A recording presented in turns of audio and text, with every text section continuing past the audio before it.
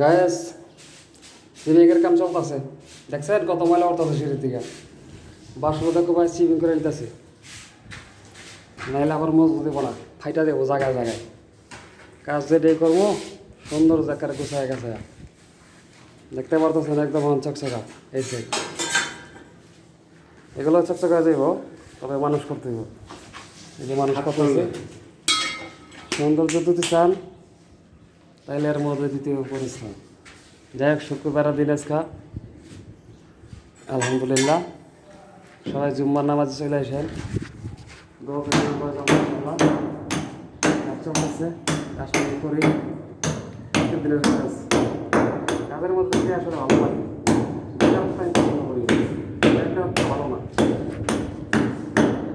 করো এটা ঘন্টা বাদ দিয়ে ইনশাল্লাহ কালকে শনিবার, কালকে বন্ধ দেবো কাজ।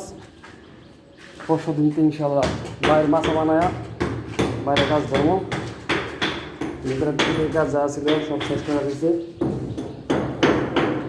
এবার হচ্ছে কাজ চলতেছে পরিষ্কার, এই কাজ করে ওই যে নিচে এরকম ফিনিশিং হয়ে যায়।